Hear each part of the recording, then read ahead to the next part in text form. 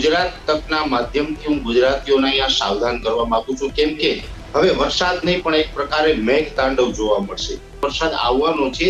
આ બંગાળની ખાડી તરફથી કઈ આપણે એક સિસ્ટમ આવી રહી છે, જેની અંદર હું આપણે જણાવી દઉં કે અત્યારે બંગાળની ખાડીની અંદર એક મજબૂત લો પ્રેશર સિસ્ટમ તૈયાર થઈ છે. હવે આ બંગાળની ખાડીની અંદર મજબૂત લો પ્રેશર સિસ્ટમ સર્જાય છે, જેને કારણે અત્યારે ગુજરાત, મહારાષ્ટ્ર, મધ્યપ્રદેશ અને અરબ સાગરના કેટલાય વિસ્તારો ઉપર 850 એચપીએ લેવલે એક યુએસી એટલે કે અપર એર સાયક્લોનિક સર્ક્યુલેશન બન્યું છે.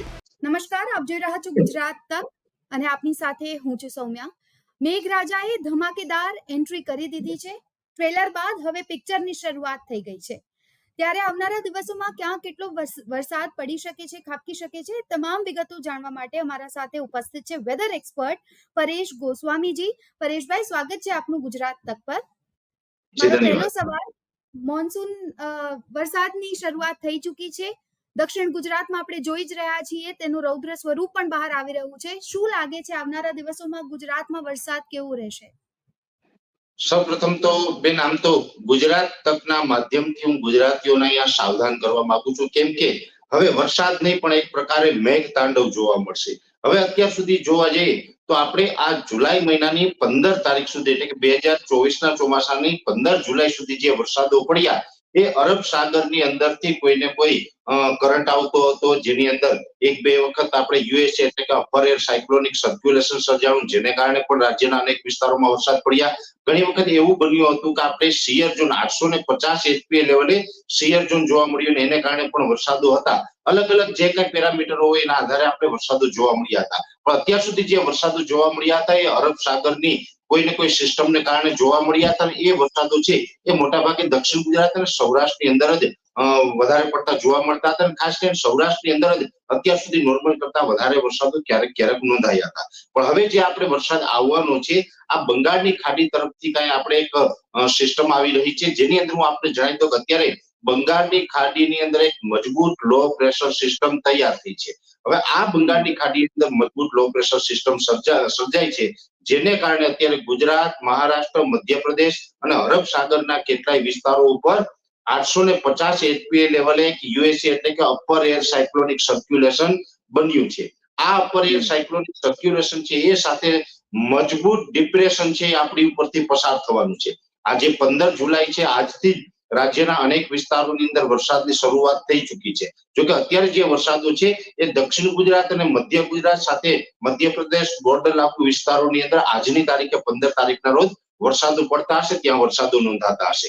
જોકે આજે પણ જે વિસ્તારોની અંદર વરસાદ પડશે ત્યાં ગાજવીજ સાથે ભારેથી અતિ ભારે વરસાદો નોંધાય તેવી પણ શક્યતાઓ છે. ખાસ કરીને આજે 15 તારીખના રોજ આવનારા કહી શકાય કે 12 થી 14 કલાક દરમિયાન સૌ પ્રથમ તો ગુજરાતનું જેને આપણે હાર્ટ કહીએ છીએ એવું અમદાવાદ છે, એની અંદર પણ ભારેથી અતિ ભારે વરસાદ છે એ આવનારા 12 કલાક દરમિયાન જોવા મળે તેવી પૂરી શક્યતાઓ અમને દેખાઈ રહી છે. સાથે આવતીકાલથી 16 તારીખથી જે આ વરસાદનો રાઉન્ડ ચાલુ થઈ રહ્યો છે એની અંદર બેન આ વરસાદ છે એની સૌથી વધારે તીવ્રતા છે એ સૌરાષ્ટ્રમાં જોવા મળશે. આમ જોવા જઈએ તો અમે ઘણા સમયથી આપને જણાવતા હતા કે જુલાઈ મહિના દરમિયાન એક અતિવૃષ્ટિ જેવો વરસાદ અથવા તો ભારેથી અતિ ભારે વરસાદ નોંધાય તેવી શક્યતાઓ અમે છેલ્લા ઘણા દિવસથી જોઈ રહ્યા હતા.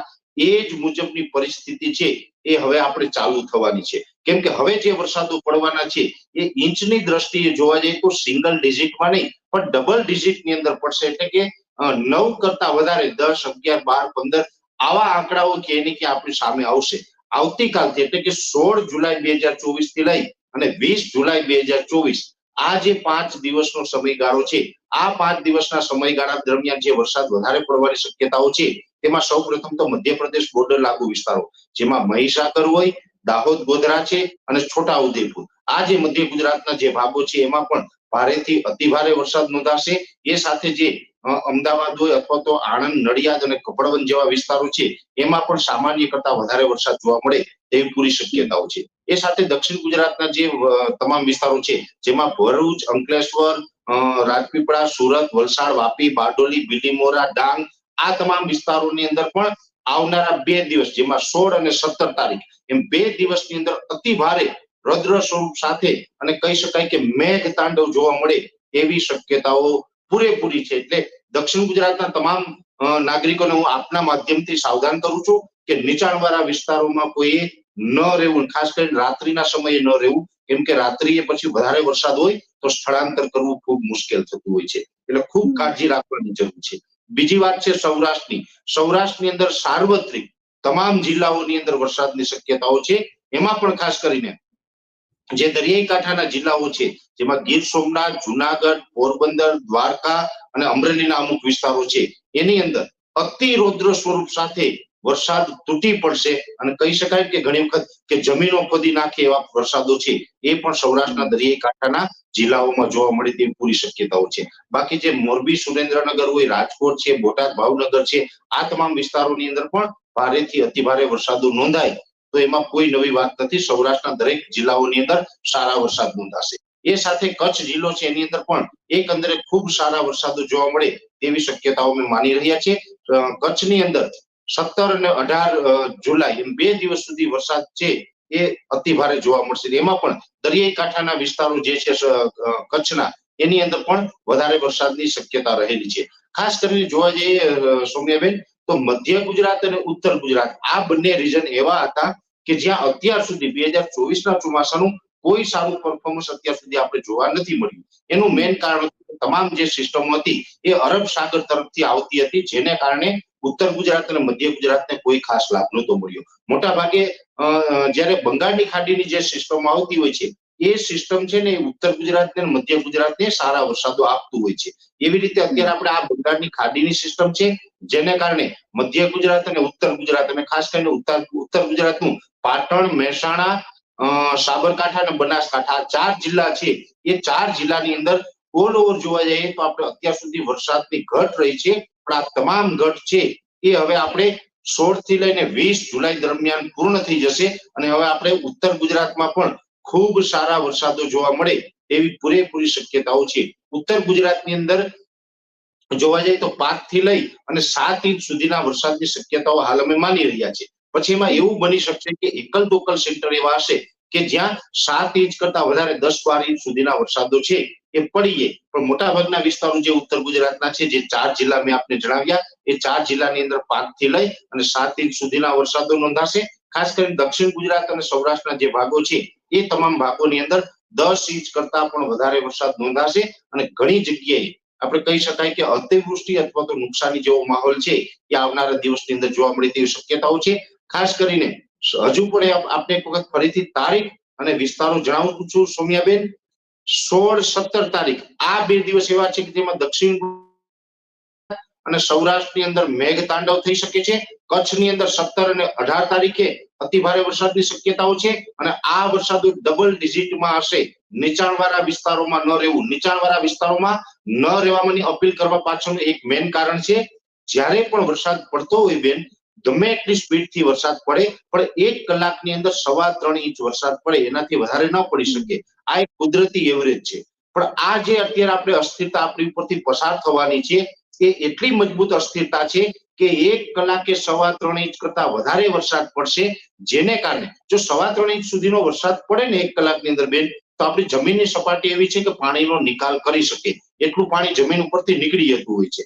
પણ 3.25 ઇંચ કરતા વધારે વરસાદ પડે તો પાણીનો નિકાલ ન થાય. નીચાણવાળા વિસ્તારોની અંદર અતિવૃષ્ટિ જેવો માહોલ, હોનારત જેવી પરિસ્થિતિ અને જળભરાવની પરિસ્થિતિનું નિર્માણ થતું હોય છે. એટલે નીચાણવાળા વિસ્તારો છે ને એને ખતરો રહેશે. એટલે 16, 17 અને 18 આ 3 દિવસ ખાસ દરેક ગુજરાતીઓએ સાચવીને પસાર કરવા, આવું ચોક્કસ મારું માનવું છે બેન. બિલકુલ. પરેશભાઈ, મારો છેલ્લો જ સવાલ, શું આવનારા દિવસોમાં કોઈ સાયક્લોન પણ આવી શકે છે, એવી કોઈ સંભાવનાઓ છે? સૌમ્યાબેન, સાયક્લોન છે ને એ 2 પરિસ્થિતિની અંદર એનું નિર્માણ થતું હોય છે. એક સાયક્લોન એ હોય છે જેને આપણે પ્રી મોન્સૂન સાયક્લોન કહી શકીએ છીએ, જે આપણે એપ્રિલ, મે અને જૂન મહિના દરમિયાન મોટા ભાગે જોવા મળતા હોય છે. અને બીજું સાયક્લોન હોય છે એ પોસ્ટ મોન્સૂન સાયક્લોન કહેવાય, કે જે સપ્ટેમ્બર, ઓક્ટોબર અને નવેમ્બર મહિનો આ સમયગાળા દરમિયાન જોવા મળતા હોય છે. જનરલી જુલાઈ, ઓગસ્ટની અંદર સાયક્લોનની સંભાવનાઓ ન હોય. એનું મેઇન કારણ છે કે જો કોઈ પણ દરિયાની અંદર સાયક્લોન બને તો સાયક્લોન બનવા માટે એને જે દરિયાઈ તાપમાન છે એ કમસે કમ 28 ડિગ્રી કરતા ઉપર હોવું જોઈએ. 28 ડિગ્રી કરતા ઉપર જો તાપમાન હોય અને ત્યાં એ પછી વરસાદી કોઈ સિસ્ટમ બને તો એ લો પ્રેશર બની શકતું હોય છે. લો પ્રેશર છે ને વધારે તાપમાન મળે તો જે મજબૂત થઈ અને well-marked low pressure, depression, deep depression સુધી વરસાદી સિસ્ટમ ગણવામાં આવે છે. પણ ડીપ ડિપ્રેશન ને ઊંચું તાપમાન મળે 28-29 ડિગ્રી જેવું તાપમાન મળે તો ડીપ ડિપ્રેશન છે એ સાયક્લોનનું સ્વરૂપ લેતું હોય છે. જુલાઈ અને ઓગસ્ટ મહિના દરમિયાન મોટા ભાગે તાપમાન છે 28 ડિગ્રી કરતા નીચું હોય, એટલે જુલાઈ અને ઓગસ્ટ મહિના દરમિયાન આપણે સાયક્લોન થી કોઈ ખતરો હોતો નથી. એટલે અત્યારે પણ આપણે સાયક્લોન થી કોઈ ખતરો નથી, પણ આજે એક મજબૂત સિસ્ટમ આવી રહી છે જેને કારણે મેં આપને નામ જણાવ્યા એ તમામ વિસ્તારોની અંદર અતિ ભારે વરસાદ છે ચોક્કસથી જોવા મળશે. જી, થેન્ક યુ સો મચ. આપ અમારી સાથે જોડાયા અને માહિતી આપી અમને અને દર્શકોને. થેન્ક યુ સો મચ પરેશભાઈ. તો મિત્રો, હવે તમારે તૈયાર રહેવાનું છે, કારણ કે વરસાદનું જોર છે એ હવે ધીમે ધીમે વધશે. તો એવી સ્થિતિમાં શું કરવાનું છે, ક્યાં કેટલો વરસાદ વરસી શકે છે, એની તમામ માહિતી વેધર એક્સપર્ટ પરેશ ગોસ્વામીએ આપી છે. એટલે આવનારા દિવસો ગુજરાતમાં મેઘ તાંડવ સર્જાઈ શકે છે તેવું સ્પષ્ટ તેમને કહી દીધું છે. એટલે આપ પણ સાવચેત રહેજો, અલર્ટ રહેજો. અત્યારે આ રિપોર્ટમાં બસ આટલું જ.